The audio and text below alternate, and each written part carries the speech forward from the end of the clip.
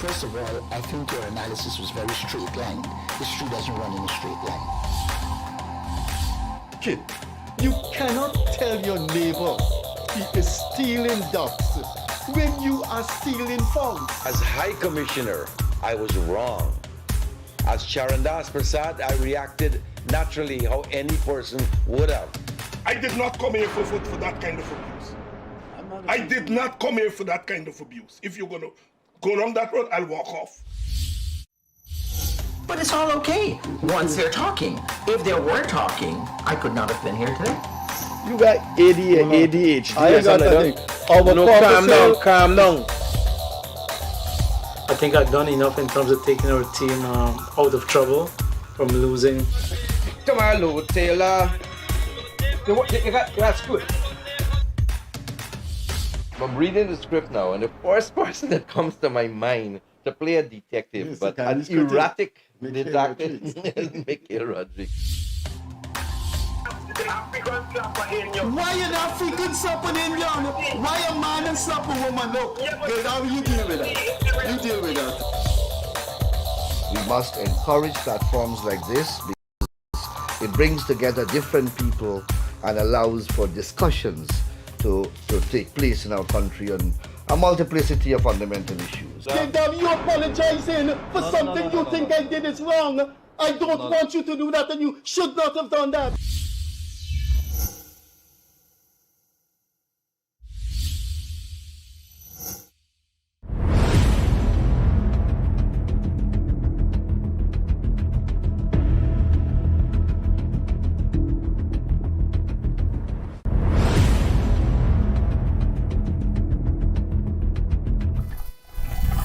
Hello there, wherever you are. Good evening, good night, good afternoon, good morning. This is the Gildarie Freddie Kissoon show.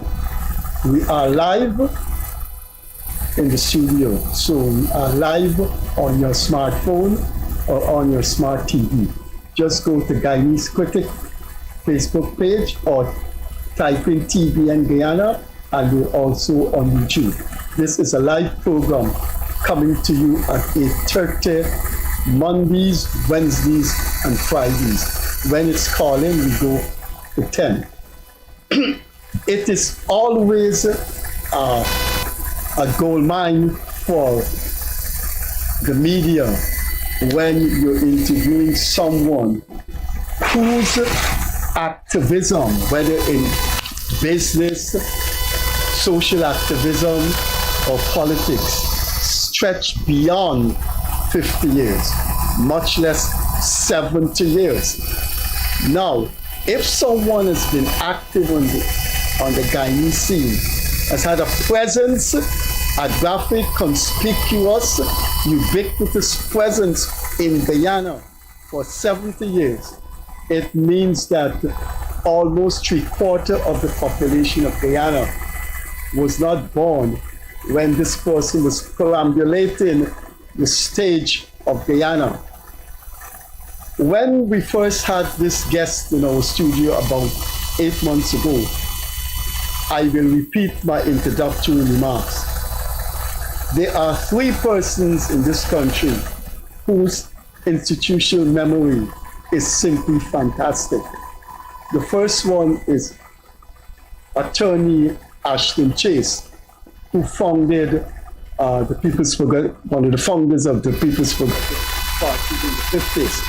He has retired from politics more than 50 years ago. The second one is Hamilton Green.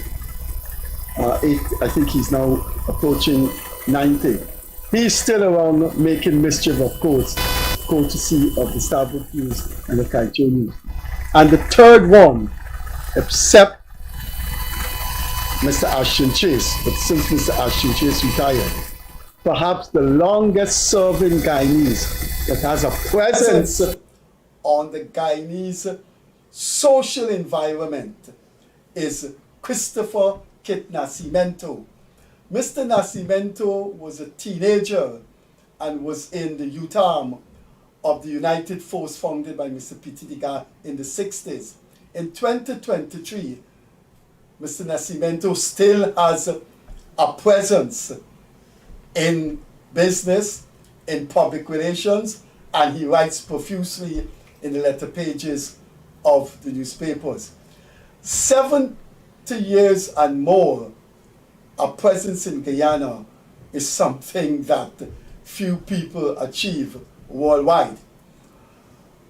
I am going to introduce indirectly Mr. Nascimento to a Guyanese scholar who just arrived in the country.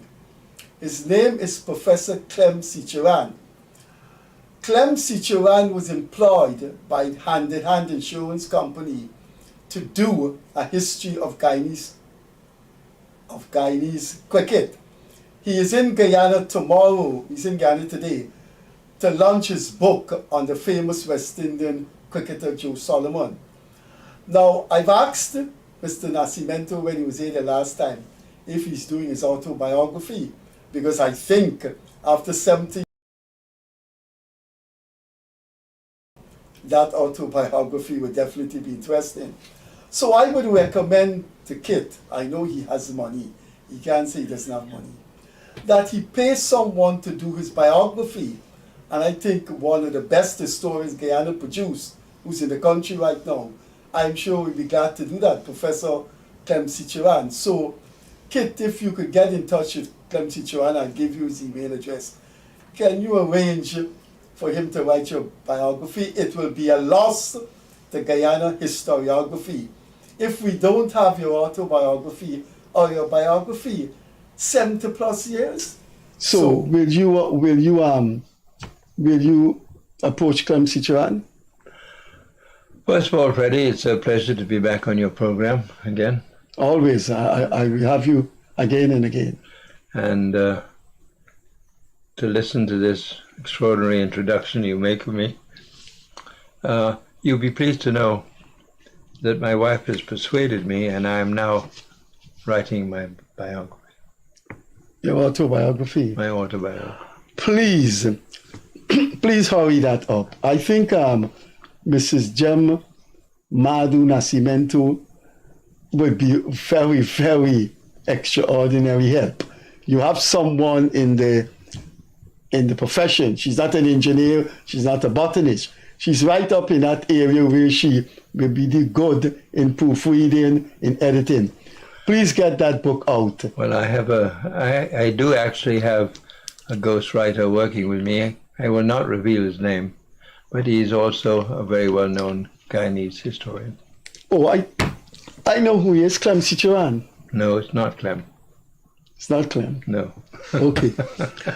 Christopher Kit Nascimento, it's a pleasure going through your oceanic memory. We will not complete 60 minutes of all we want, and I can assure you, excuse me, unless you're not available, we're going to have you as a recurring decimal on this program, because we'd like you to explain the 70 years plus journey in Guyana. You imagine you have survived. You have survived the coalition government of your uncle, Degar and Burnham. You've survived Mr. Burnham executive presidency. You've survived the presidency of Dr. and Mrs. Jagan separately. Desmond Hoyt, Barajagdio, David Granger. It's been a long, long journey that doesn't seem to end. But I'm talking too much. Here's my first question. It's two-pronged. So when you answer the first part, I will come in with the second part. What has been the lowest point in not your personal life, your social, political, and business life over the past 7 decades? Wow. There must be moments that you say... That's an extraordinary question. The lowest point, you mean psychologically, or... I don't mean in your personal life. You mean in my... I mean in your my public life, life. As a Guyanese actor, social actor. It's hard to put a finger on it. There have been difficult times that I've despaired for my country. I think perhaps when the Granger government set out to steal the last election, certainly was a time of huge concern to me. Whether I would describe it as the lowest point in my life would probably be wrong, but it was certainly one of the most challenging parts of my political life. There were times too when in the earlier days when I was in the Burnham cabinet that I hugely disagreed with Forbes, and those were challenging times. I was a bit of an oddball in the Burnham government cabinet. And then with Desmond Hoyt on one occasion, he didn't, when I was his advisor, I gave him a piece of advice which he didn't like.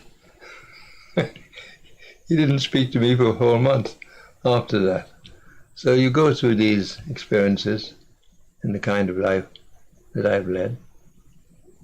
Oh, you just aroused my curiosity. So the highest point, I will keep that just now. How can a president not speak to his advisor if the advice is genuine? He has to.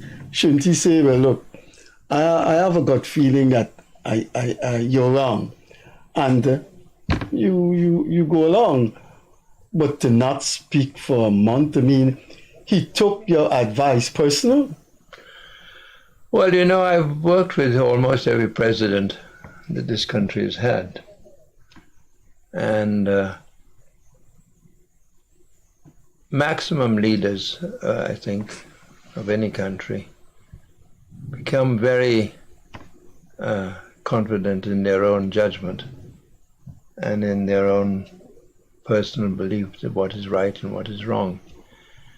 And they're not too used to being aggressively challenged. And in this particular case, I had challenged Desmond and told him he was very wrong in something he was doing. And as it transpired, it turned out I was right. So I think he just got upset. And when I say he didn't talk to me, he avoided me, even though I was his advisor. But leaders are like that. It's too sensitive to I'm talk not going to tell you what the subject but it's is. going to be in your memoir. Is it going to be in your memoir? Yes, it will be. All right. After 7 decades and more, young teenager in the 60s, still active, 2023. In those 70 years. I wasn't a teenager in the 60s. I was in my late 20s, actually. Okay, right. So that will put us roughly between then and now. If you calculate it, because I'm 91 now. Right. It'll be about 65. Okay. Now, the highest point, 65 years of activism in Guyana, in business, journalism, I know you're a medium hand, public relations, politics, and cabinet status. What's the highest point An in your important life? part of my career too is sport. Yeah. Yeah, you were motor racing. Rugby and motor racing, yes. Okay. Perhaps one of the highest points of my life in sport was when I led a Guyana Rugby Sevens team to the international rugby tournament in Las Vegas, and little Guyana managed to draw a game with France. We had become that good, so that was a very high point for me. In that we were able to produce a rugby team in which We only had 4 clubs in the country, still only have 4 clubs in the country. And yet we were able to play successfully at the highest international level and do well. Okay, the highest point in a holistic way now, without dissecting the different parts of your life, sports, motor racing. Oh, there's no doubt about that. It's when I married Jim. I don't think the viewers know, but she's in the studio. Exactly. You don't want to get me into trouble, do you? Well, I did say not your personal life. I know. The highest point. I know. But it's nice to push in that, and she's blushing. Well, she's played a very critical, very important part of my life. She is, as you recognized, a professional in her own right. And I think she's very, I think she's a very talented woman. And I've seen her. Thank you. Yeah. But the highest point, what, in my political life, Freddie? There's so many times when you're pleased at what has happened and what has occurred. It's hard to identify it. In public relations, of course, you are largely representing the interests of your client, not yourself. And I've had some great successes. I think I'm still considered to be one of the best public communications persons in the country. But to tell you politically, I played a major part, as you well know, and I won't go into detail because it's still a matter for the courts in challenging the attempt to steal the last election. And when eventually we succeeded in getting the elected office, government in office, and Irfan Ali was appointed president, I had put a lot of work behind that, and I was very pleased that it occurred, because we could have gone entirely in the opposite direction. We were at least on 3 occasions on the very edge of getting a government in office which had not been elected. The autobiography will assess all the presidents, right? Well, it will speak of my relationships with them, and you know, I said to Jem only the other day, public figures, and I suppose I can count myself as a public figure, are really very ordinary human beings.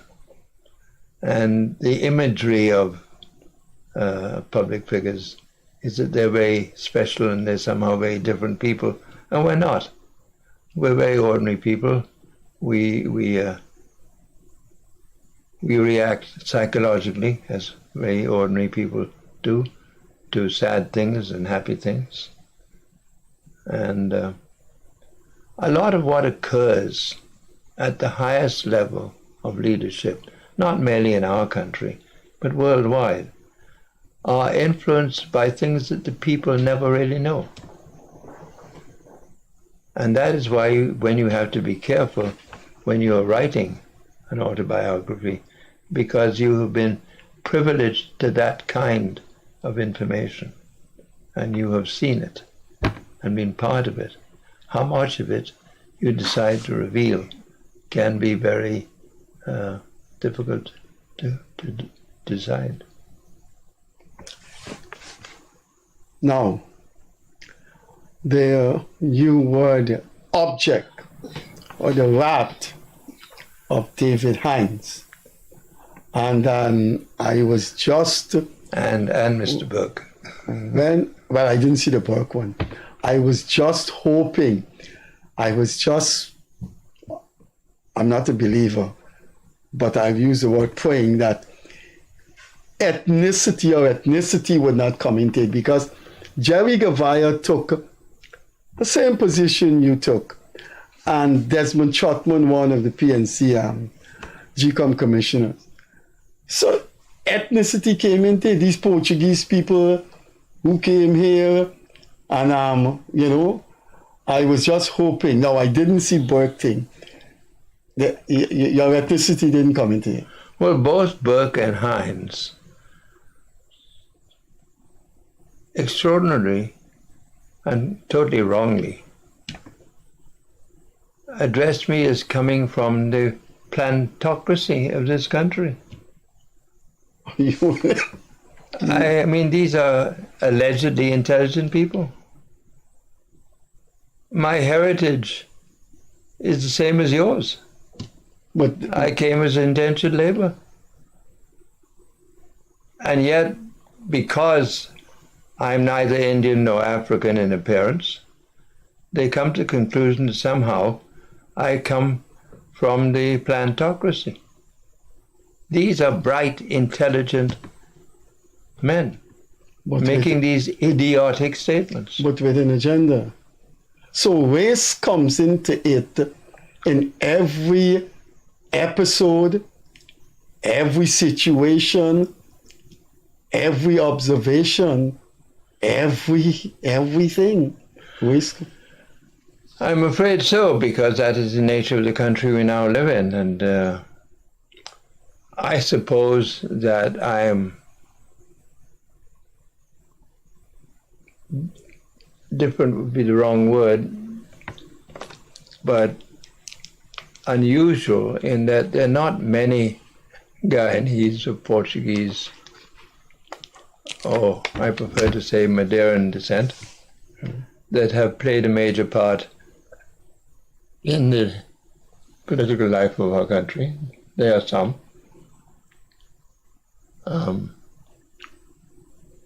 And I imagine we are perceived as somehow being disqualified from doing so because we're neither Indian or African. But I want to... It's ignorance. It's just ignorance. I mean, and they're Portuguese people. And there were thousands who were laborers, who were employees at stores, in factories. So every Portuguese, I have a friend named Malcolm de Freitas. Malcolm and I grew up poor in Whitemanville. So Malcolm belongs to... Burke and David Hines have seen wealth that Malcolm de Freitas will never see. Oh, I mean, all the Portuguese are not wealthy people by any manner. There are many Portuguese Guyanese in this country are not at all wealthy. I don't regard myself as wealthy, but I'm better off than many. Yeah. But I must say that I worked hard to earn what I have. I did not inherit a fortune by any means. I think I said so in the previous program. Your mother disqualified you from I was the will. My grandmother. I was cut out of the the Gar heritage. And you said that is because you had gone over to the PNC. At the time, yes. Mm-hmm. I made a choice. So you got did David Hines know that you got cut out for the little plantocratic asset because you went over to a black leader? I don't think he knows that or he cares to. But what? Oh, David Hines is very familiar with my past, my political past. And he has acknowledged it from time to time. But David Hines and I and the Burkes of this world have very fundamental differences in how we see our country. You know, Freddie, I have never ever... Burke and David Hines live outside, you live here. But that is one of the major differences of which I have some contempt for them. That they seek to hide behind their American citizenship, pronounce on what and where our country should be going and should be doing. Yet they don't have the courage and guts to come home and meet the challenges face to face. There are other Guyanese like that too, who live overseas, but don't behave in fashion that Heinz and Burke do. They have gotten themselves very involved in promoting an active racist program, political program in this country, which is ugly and dangerous. And I've said so. We take up from there. That ugliness and that danger, how do you see its contour, its shape? Or is it just an ephemeral thing that will just evaporate? Which of the two? Will it endure and will we have problems with it?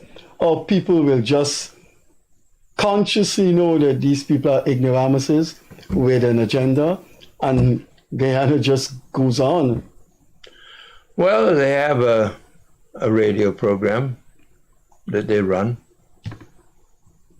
an internet radio program, somewhat like this one, that they run from the cover and protection of the U.S.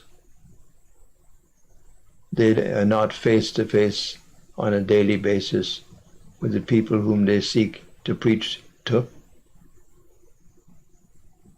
Heinz said that he represented the many, and I represent the few. Well, let him come home and campaign. Let's see how many he actually represents. But that's the comical aspect of these people politics. I saw a video with David Hines in Victoria with a bullhorn, and these were his words. They were very repetitive. Undermine this government, undermine this government. And there was a lady behind him, a middle lady, saying, yeah, yeah, yeah, and another homeless lady. And people were just going about their business. We can't discuss Ogunse because the case is in the court. But where or who or what are these people's constituencies? Well, I'm not sure that we can't discuss Ogunse. We can certainly say what he said. Well, you're more experienced than me. Can we say what he said, although he's been charged for what he said? Well, he's been... I don't want to get into contempt of court. I don't think it's contempt of court, and I think I have a fair amount of experience in this regard to repeat what the man has said publicly. What the court will do is to judge whether what he said was wrong or right, whether it was criminal or not criminal, whether it was against the law or not. But we can certainly repeat what he said, and I brought it here particularly to repeat what he said in case it comes up. And we can make our own personal judgments on what the effect of that is. Well, go ahead. I'm an old man, so I have to change my glasses when I read. But, you know, Ogunse has been wrongly reported. Has been wrongly reported? Yes. The press have not really gotten hold of what he said, and they've used different versions of it. So this is verbatim. This is verbatim, what I'm going to read to you. I took the trouble to listen. It took some finding to listen to exactly what he had to say. I listened to his entire presentation, and I recorded it, and I have transcribed it. And this is what he had to say. Today, Guyana has become a hostile place for African and African people. Time is not on our side. We are asking that our African brothers and sisters to rise up and get our share of the oil wealth. We cannot wait on the election cycle to address this matter. Sometimes people tell me the struggle to remove the PPP would be hard and long. I don't necessarily agree with that, because, sisters and brothers, at the end of the day, no government can survive if they don't have the support of the military, and those who carry weapons for the state and the PPP is in a funny situation. The reality is that the army and the police are the majority African, Guyanese. And sisters and brothers, once we organize our people, once we begin to fight, we will ensure that our brothers and sisters in uniform will do the right thing, and the matter will be over in days, not weeks. Your interpretation now. And my interpretation of that is that he actively calling for the overthrow of the government. pursued the overthrow of the government on a racist basis using our security forces. You can't interpret it in any other way. And Mr. Hines disagreed with me. He said I misinterpreted what he said. So I decided to research and repeat exactly what he said. And he didn't finish there either. He went on to say, local government elections are not an opportunity to start a resistance. Instead of mobilizing to participate in elections on election day, which is what a political party should be doing, we mobilize instead to turn whatever is the day to a day of national resistance and of African uprising. And then the closing message from Ogunsi is, and I quote him, "We come to tell you that our brothers and sisters in uniform will do the right thing and this thing will be over quickly." Those are Ogunsi's verbatim words, actual words that he spoke on a public platform, at which, sadly, the leader of our opposition sat. Do you think a charge, when you listen to those words, I'm asking you now, someone much more experienced than I am in terms of your travel, would that have resulted in a simple charge of racial hostility in other countries? How would the US, how would other... In my view, he would have been charged with sedition. That is a more criminalized law than racial hostility. Of course. It is a deliberate attempt to promote a situation which is aimed at overthrowing a legally elected government. When the charge... And it was because I criticized that Hines jumped on my case and attacked me. But you dealt with him adequately in the newspapers. Well, I'm glad you think so. But when I read... Which incidentally, Kaichou News refused to publish. Which of course brings us, if you want to, we can get into that or we can move to something else. Which brings me to the media. You have been the communication man for the government, and you had laid out a program called Development Communication. I remember Development Support Communication. Right. I remember I was a young man writing for the Catholic Standard, and where you have the Catholic building CCY, there was a symposium there, and you were in the audience, and you made a point. You said, David de Caries and Miles Fitzpatrick are not journalists. I think you were saying that you run a newspaper, you have to have some background in journalism. Now we can move on, but since you mentioned that the Kaichou News didn't carry that, you want to make a comment on the state of the media? You're a media man, and you're still in the media, public relations. There's one healthy fact that under this government, and I would say so even under the previous one, there's a high degree of freedom of press in this country. Okay, sorry. They're not controlled rigidly. All governments, regardless, in any democracy, try to manage the media and manage what appears in the media. That's a legitimate public communications task of any government. But the press must always be free to publish what they consider to be fair and reasonable, providing, of course, they don't violate the laws of defamation and libel and the laws of public criminality.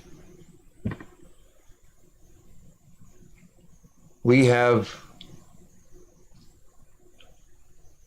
3 major newspapers.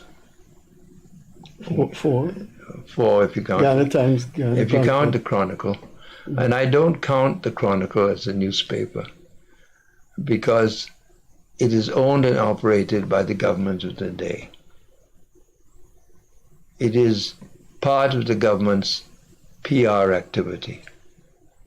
So government will catch your Starbuck and Guyana Times. What I would call independent newspapers in that they're independent of government direction and control. The Chronicle is not. In my view, the most professionally run is the Starbuck News. Kaichor News is not run by its editors, it's run by its publisher, which is wrong in the world of journalism. Yeah, I know, I've been there. He determines everything. Editors are not supposed to be subject to the direction of the publisher on every editorial judgment.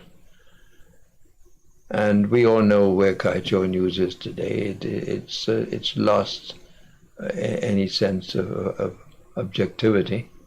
It is Fully oil and gas, and anti the government of the day. The Times, on the other hand, leans heavily in the direction of the government of the day politically. But you know, newspapers all over the world do that anyway. But I want to engage you in a subtlety and a complexity that I think people, I don't want to be insulting to people in Guyana to say, I mean, God, who am I to say that? That they don't see the subtleness in it. But I do read every editorial kit of the Starbuck News, and I do examine.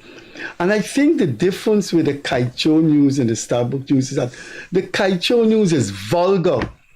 It is unintellectual.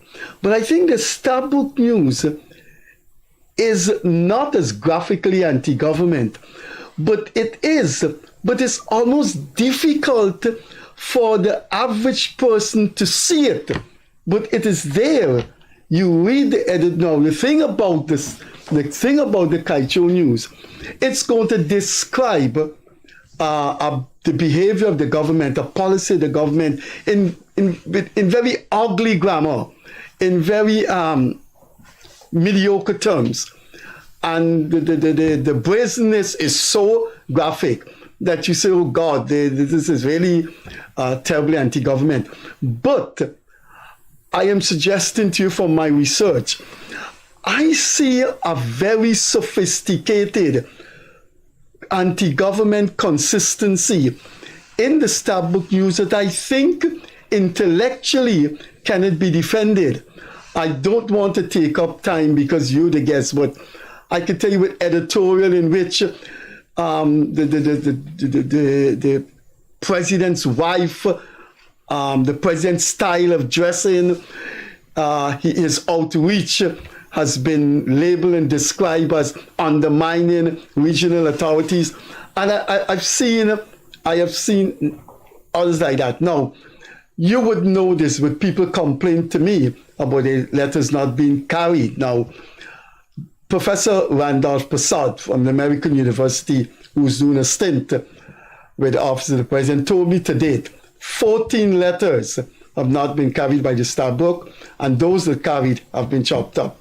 There was a Pan-Africanist guy who was very vocal against the Reagan election, Gerald Pereira. He wrote a condemnation of what Guyanese said and put it in context. It was not carried. Sorry for that long introduction, but I'm asking you if you don't think that the Stabrook News is far more intellectually superior to do their thing than the Kaicho News, and therefore we don't see it. Well, I would say they're smarter. Right. To put it in simple terms. But, you know, every newspaper is entitled to its editorial opinion. What is particularly different between the Stabrook News and the Kaicho News is that the Kaicho News doesn't publish news. It editorializes news. Yeah. Stabrook News does make a distinction between its editorial, that is an expression of opinions, and its reporting of the news. There are occasions where I've seen the Stabrook News commit that sin as well. They editorial the news. But generally, Stabrook News stays within the professional confines of a proper way to run a newspaper. You have your editorial, you have your opinion columns, and you have the news. There's no distinction in the Kaicho News. They're all the same thing. There's no need for the Stabrook News, Kaicho News, to write an editorial. It editorializes everything it publishes. Editorializes everything it publishes. So that's a big difference. If you tell me that, if you're asking me, do I see the Stabrook News having a deliberate, subtle, concealed anti-government position? I don't think that is a policy position I detect. But certainly there have been editorials in the Stabrook News which have been critical of this government, which I think are wrong. I think they're entirely unjustified, and some of them have been irresponsible. I agree with that. Let's move to politics. Back to politics. With your experience, do you envisage both a political and electoral weakening of the PNC and societal weakening of the PNC as we enter this 2025 and beyond? Well, a huge mistake that the current leadership of the PNC is making is that they continue to see Guyana in terms of race.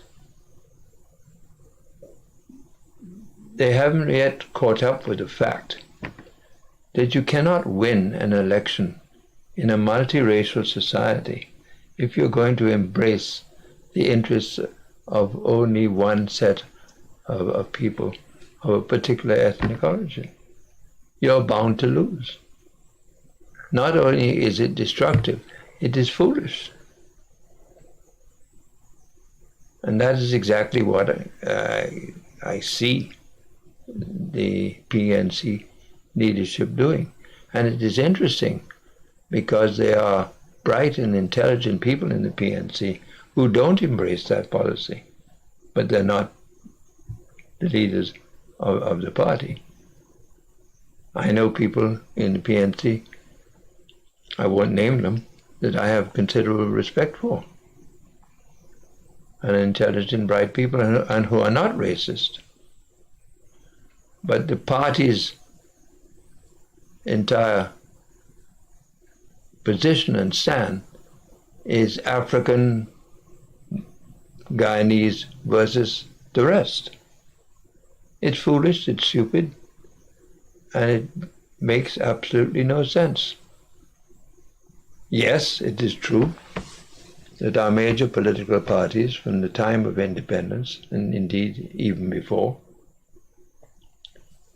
have found their power base in racial loyalties, African, Indian. That division in terms of numbers has substantially changed over the years. The balance of power, ethnic balance of power in this country is indigenous now, it's Amerindian.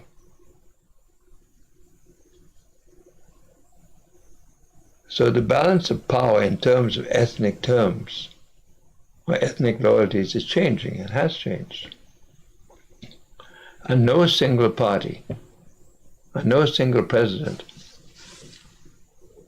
who has any degree of political intelligence, in my view, is going to take a position which embraces the interests of only one set of Guyanese. And you know, Freddie, I'll tell you this, I've never thought of myself in all my life as anything but Guyanese. I've never thought of myself as Portuguese or as Madeiran. I have no great drive to rush back and see what Madeira looks like. I believe it's a very attractive country. From the day I was born, I thought of myself as a Guyanese. And that's the biggest challenge that we have as people in this country. We have not yet learned to understand who we are. We're not a set of Africans and Indians and Portuguese and Amerindians and Chinese. That's not who we are. And that's not who we can be. And that's not our future. Until we begin to identify ourselves first and foremost as who we are. We're Guyanese. We're a people of a particular nation. And that is why I admire Irfan Ali for what he's doing. Because his One Guyana is intended to send that particular message. So long as we consider ourselves first Indian and then Guyanese, or first African and then Guyanese, we're in trouble. We can't forge a national unity. We can't be a singular country. If you look at the US, for instance, they are a conglomerate of many ethnic origins.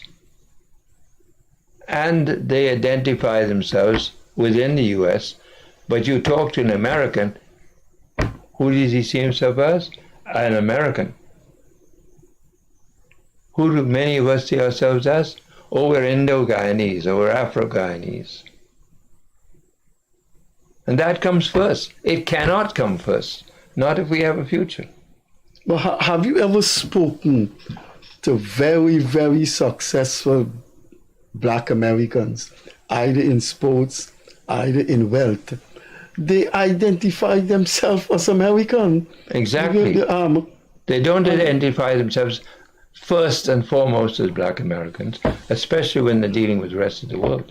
Yeah, and I find Black Americans, successful Black Americans, they carry that American thing, they wear it on their sleeves.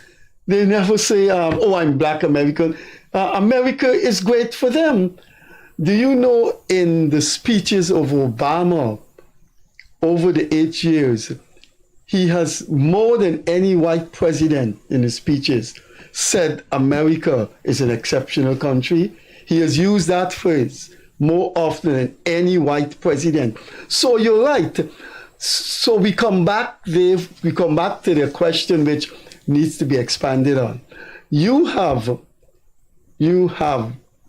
seen and worked with different PNC leaders, beginning with Burnham, then Desmond Hoyt, then Robert Corbin. I didn't really work closely with Robert. No, meaning you know them, and as an experienced Guyanese, you study. Obviously, you study politics. What you do all day.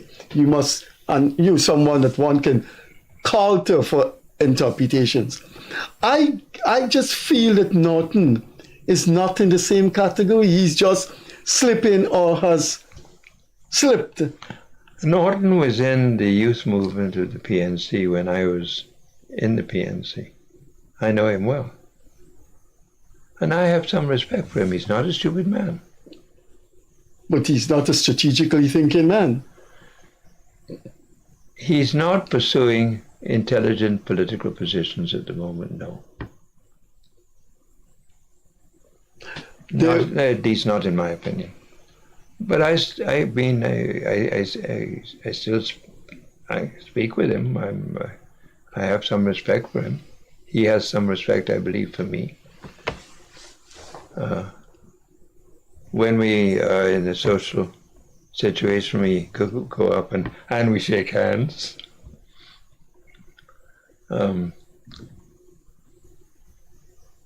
I regard myself as his senior in political experience. And I was, even when I was in the PNC, because he was in the youth movement at the time. I don't actually understand where Norton is coming from. But the more he associates himself with the lunatic fringe. Well, you can put it that way. That's your term. The more he associates himself with being the leader of an African-based party, the more he writes himself off as a leader of Guyana. And he is taking lead up from people like Han, people like Agunse. How can one be so stupid? Ogunse has no constituency. Norton is the leader of a party that won over 200,000 votes, has contacts with business people, has contacts with the intellectuals. How could he take lead up from Burke, Ogunse? Those people belong to the lunatic fringe. I have known Norton. I have grounded with Norton. We've had up-teen intellectual exchange. I just cannot understand what he has become. You're on a platform with a lady saying that Indians live in squalid condition in India and therefore what they are entitled to. And the first thing you do is disassociate yourself from that. He has never disassociated from it. And then when his Indian leadership, very, very top people in the Indian leadership, say they resent that kind of anti-Indian remark, David Hines jump on them, call him stray catcher, and he missed a second occasion to say no. And he's remained silent. I am really surprised at that. Because intelligent Guyanese, who happen to be of African descent in the PNC, strongly expressed disagreement with Ogunse's madness.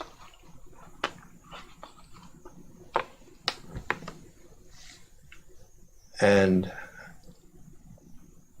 as you just said, Hines went after him in radical extremist, insulting radical language. But Hines is not the leader of the PNC. Why? Norton is. And as I'm saying, Norton is taking lead up, to use the Guyanese term. from these people. He needs to rethink where he is. And I'll tell you why I say these things. We need a strong opposition. Every country, every democratic country needs a strong opposition. We need a government that when it's in office knows that if it doesn't conduct a policy of economics, a social policy, public policy that can win the support of the people because they are doing the right thing for the average person. And what is the right thing?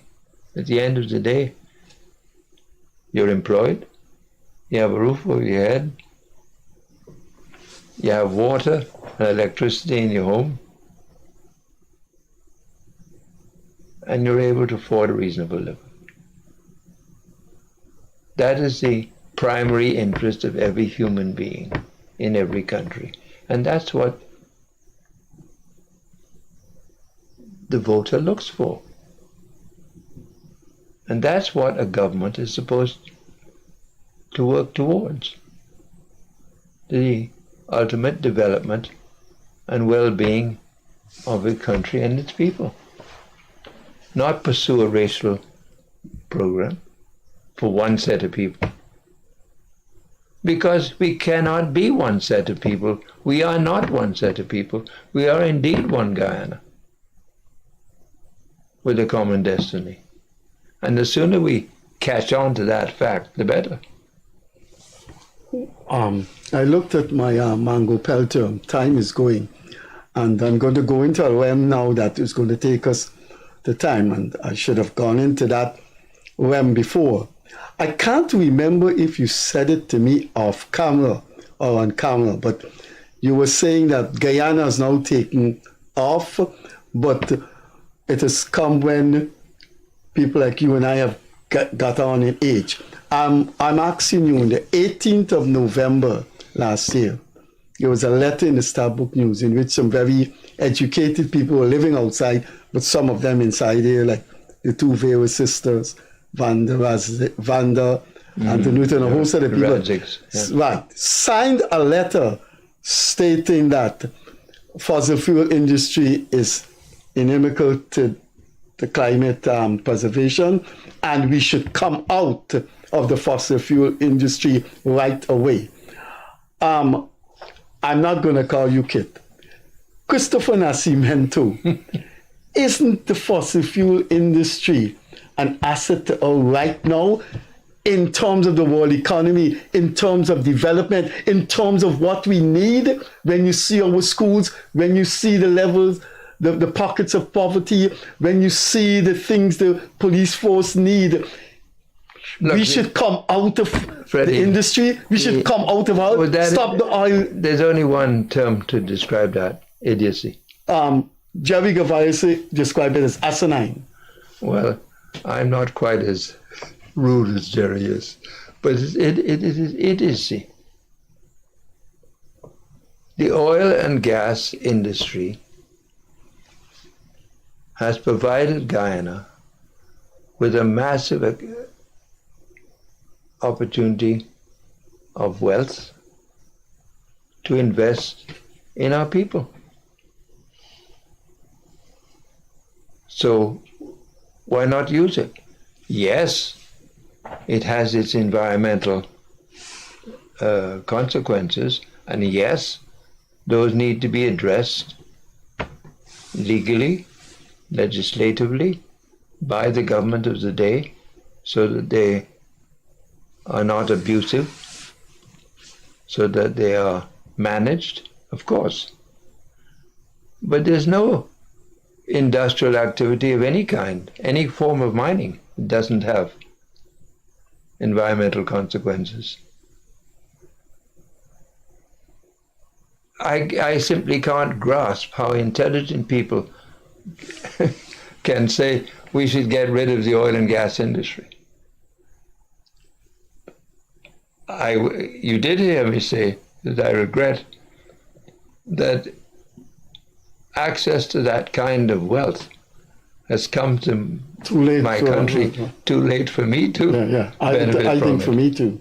Indeed, and all of us who are getting on. It is going to vastly change our country. It is already beginning to do that slowly. Of course, whichever government is in office has to use it wisely, has to use it intelligently. We hope that they do. My operator has just indicated to me we've gone 3 minutes over time. So can we end on a light note, but not light for you, based on what you said? The highest point in your personal life was your marriage to the lady who's sitting in our studio here. So, your final words, either on the lady that's sitting in the studio here or some philosophical thought. A couple of seconds, we've gone over time. I'd like to have you back here, and when the election 2025 is going, I'd like to have you in the studio every week to analyze the trends. Please, before you give your final word, please get that autobiography out of the way this year. Your final thoughts. Well, I don't know if you want me to comment on the lady that's in the studio. You have the choice of commenting anything. Africa, India, the lady. Let me repeat what I've been saying all along. I really hope and believe that as a people, we begin to understand and grasp the fact of who we are, simply and ordinarily people called Guyanese. Okay. Thanks a lot, Operator Pesto and me. Kit Nascimento, Christopher Nascimento. Kit, it was a pleasure having you. This invitation will be extended. Thank you. Thanks. You've been looking at in our Gildarie Freddie Kissoon show. Our guest was the inimitable, enduring Christopher Kit Nascimento with his lovely wife in the studio. It's been a pleasure. We will see you next Friday or Friday coming when we'll have an interesting guest. As they say in Japan, sayonara, in Italy, arrivederci, in Germany, auf Wiedersehen, in France, au revoir. As we say in the West Indies, in the Caribbean, hey man, catch you later.